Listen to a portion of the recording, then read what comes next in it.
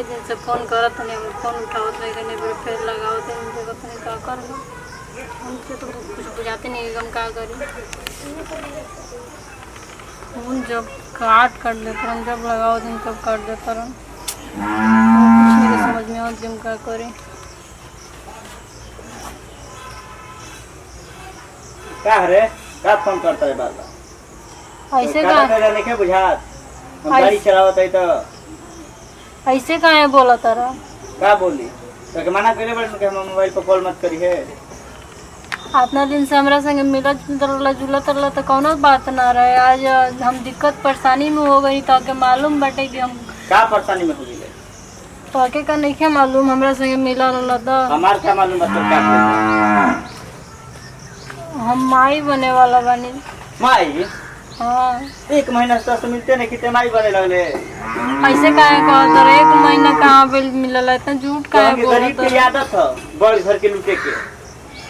हमरा से कोनो मतलब नहीं आइंदा मत हमार मोबाइल पर कॉल करी है न तो जब घर छानी होनी बा ना फुकवा दे किरासन डलवा के और घर गिरवा दे हार्वेस्टर चलवा के आज के बाद कॉल ना आवे के चाहिए सुन ले कान खोल के बड़ घर से प्यार करके हम बड़ी बड़ गलती कही देंगे हमरा संगे फोन करम बिताई के सब हमरा संगे सब कुछ कही के आज कहत रन के फोन मत करिए हैं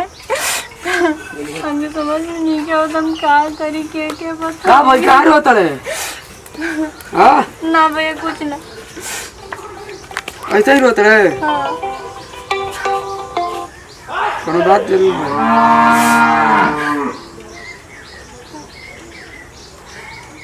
ऐसा ही हमनी के चोट गरीब घर के काहे हो गई नहीं जान गरीब घर के वजह सब कुछ धनिया होला का आखिर हमनी के अमीर घर के रहती जन तो हमनी के कोई ये तरफ बोल बाल के ना चल जाए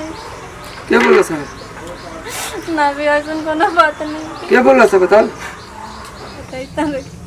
तो काहे बार बार होता रे तारा के बता के करे के बताइबे कैसे बताई तारा के बताओ बे का बताओ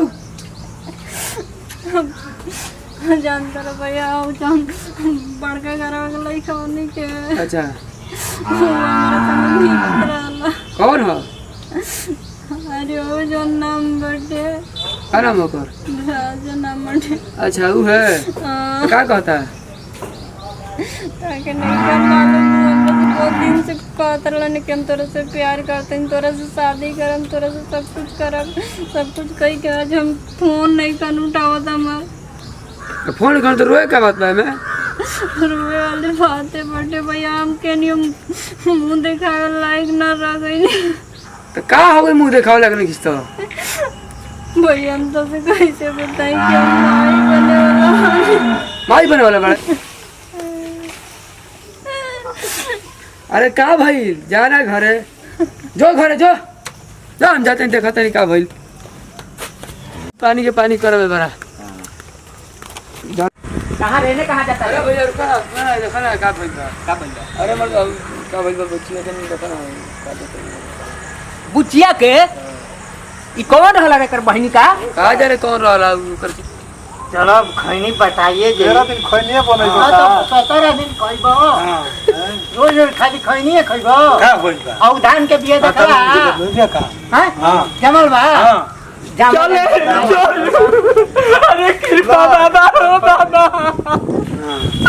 का हो गई अरे का हो गई हां का हां अरे रहो पहले रोल खाएंगे क्या बात हो गई अरे तीन कोनियावा के भाई भाई बाबा अच्छा तो कर उपाय हो जाए हो गई मुगल का अरे मुला और के इज्जत हां तो बताओ का पे टांग देल बा रोवे बताइए हमरा कहत का मुखिया जी बोले बनी अब का कहे के बाद दुख होखत तो अपन तो को ये खाती तो दुख ये कान को करा के मरी हो डाल न कोई जुर्माना लगे थाना में भेज दियन का न को दियन मुखिया जी का मने बनो हां ओकर डरा के को दिन ले हमनी के गैर हाजिरी में करा बहिनी का हम का कही एकरा माई अच्छा तो कर उपाय होई न पता खोल के बताओ सब को बहिनी के इज्जत ले ले अच्छा तो कर उपाय होई तुरंत ओकर उपाय हो जाई रोवे निदान हाँ, करी तो हो जाई घबरा जाओ आवे तो बुलाओ बुलाओ रे थोड़ा केने बड़ा रे नंबर ले क्या कर ले अच्छा तार का विचार बा बोलो तो हाथ का तो अरे हम साहब हां वो तो गलती कोई नहीं बा बहन तो ऊंच नीच को ये दिल भी है जी। लेकिन रोवे बताई देखी अब ओकर कुछ दिन के ला ला अच्छा ला ला मर लगल मर अच्छा तो बताई हां तो बता रोवे जान दानी तो हम करी हो गई दान करी हाँ तो हो गई बुलाओ वानी के दोनों के बुलाओ दोनों को बुलाओ वानी के ठीक तब न दोनों का सन्मुख फैसला हुई हेलो काजे हां हां आओ हाय कृपा बाबा तारा के बुलाओ तारे छोड़ देने आओ तू जा का रे का हो हां आज हाँ चढ़ा मत ना तो करे जवाब पे डाल के लाता ही दम नु के करे जवाब फाट जाई फोन मत कर हमारा पे ना तो मारा बतना गोली की तर मुहावा में छेद हो जाई ठीक बा है मुखिया जी ले हाँ। तनी बोल दी कि जल्दी आ हाँ जल्दी आवा है जा प्रणाम मुखिया जी आई आवा तड़ी का हो गई देखी तनी ऐसा चाप चढ़ाई हाँ तो हो जाई रात काहे बड़ो ओकर जान तनी ऐसा चाप चढ़ाई बात होकर हो जाई फासला घंटा ले लो बहनू हाँ तो ठीक बा आज साला के बता दे फोन करता हमरा के आज ओकरा के बतावा करे लोग बतावा बिजी रहता है तो बार बार फोन करता है अभी ले आई लगता था देरी हो गई आइए थे हैं आज प्रणाम मुखिया जी प्रणाम सरपंच जी हाँ बैठो बैठो बैठो बैठो बैठो बोली हाँ पहले बड़ा का कइले बड़ी बताई फोन कर रहता हमेशा हमर मोबाइल पे ओ तो काले से फोन कर के दोनों भाई परेशान कइले बा फोन कर का जान पर दे अरे हमने कहता रहो अभी पिस्टल निकाल तो फाड़ देखी रोवे पर ले आ सब बात काहे बोलो मुखिया जी के चलते आइली ना तोरा के दुआरा बांध के खींच बोलो तो हम लोग दोनों जना बाहर में सोचिया जी बोलो हमने की इज्जत नहीं खे हमारे कहाँ के बोलो हमार गलती बा ज्यादा एक घंटा उठावा चुपचाप बैठो अपन कहा था अपन बयान का दिक्कत पे करना के अपन में ले बोल तो हमने के काहे के बोलो तो रे ई तो कहला का कहता रे कहता रे हमारा बहन संग हमार उनकर बहन से कोनो संबंध नहीं खे उ कहां का करत तड़ी हम ही जानत है ठिका ले बड़ी 5 महीना पहले फोन से हम खाली बतियले बड़ी हां तो चुप रह तो ओकरो के बुलाओ बोला ठहरा जाना बुला के लिए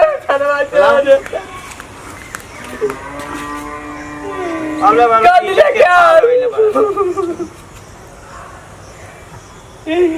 आई हो दादा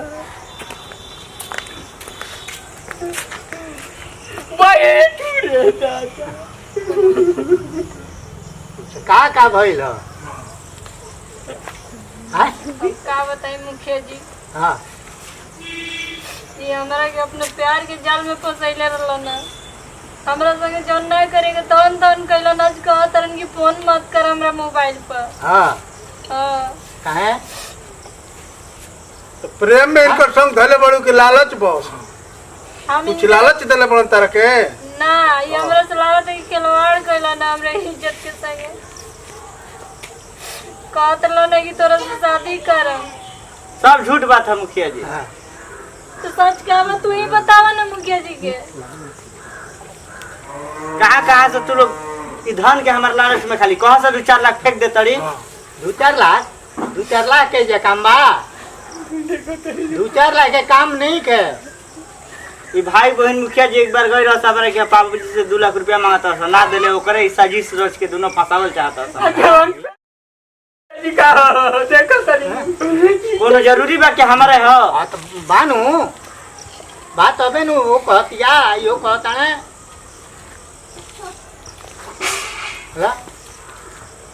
रौरे जौन कही हां तो करे के बा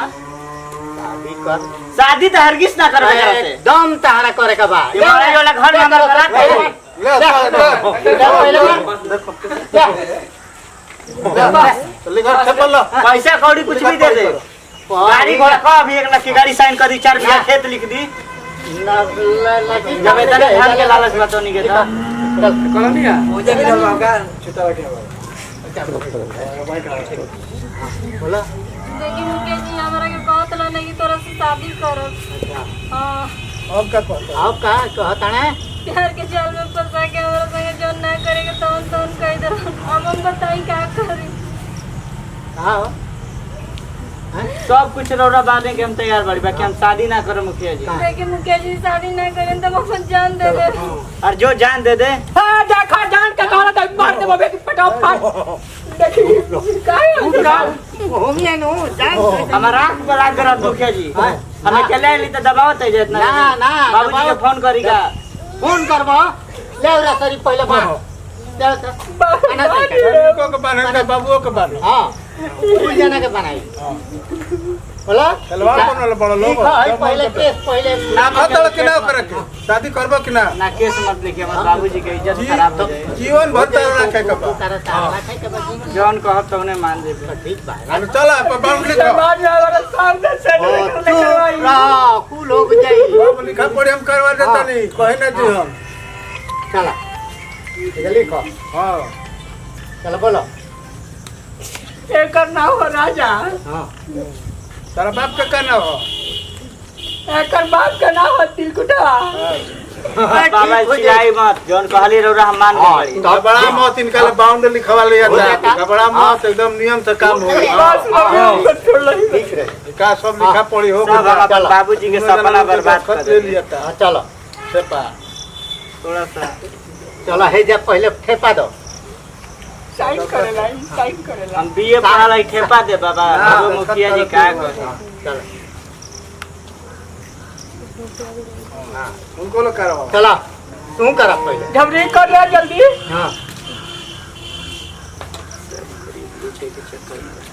देखो तो चुप बहुत पड़ गया। चुप रहो वो ठीक हो जाए। चला तो हम लोग के दोनों जन लोग के शादी है जे हमनी के कहते थे अपना सामान घरे धूमधाम से ना होई, घरे धूमधाम से करियो पहले जाए कहिए देली न विश्वास ना तेजा पहले कर वही बतियावत था पर बाउंड लिखल बुझलन अब कहीं जाए ना यही से पहले दस्तखत करा ले। रौरा लोग हमरे के अकेले पाके दबाव देते जौन अकेले दबाव नहीं के अकेला ही लोग पाके आ जी हां चल ले आ लिया सब सामान लिया। मुखिया जी पर दिए लोग के सामान इस ससुरा सब तैयारी में रह सकता। ओ मुखिया जी हां आ साला वाला सामने चला घर निकाल दो मेरे। तू ठीक भाई भैया दोना। हां एगो उनका के दो हां सामने खड़ा करा खड़ा होकर सर खड़ा हो अच्छा ये पे पड़ी खड़ा होकर पूरे पच में कराई। हां अरे राजा हां चला जगत ने बेटा लत नहीं है। चलो बोलो शंकर भगवान डाला का भी सोचता चलो अब रोवे के नहीं खे तेनु तेरे भैया तेनु तेरे आग उला गए लो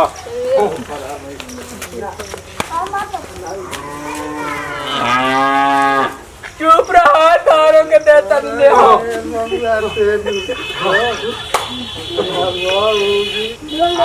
डाला डाला हो गई बाबा आशीर्वाद दे दी। हां तो मैं आशीर्वाद दे दो बिकतो। हां का तो के बुझात नहीं के बॉर्जेट बोतल का गोल तो नहीं लागेला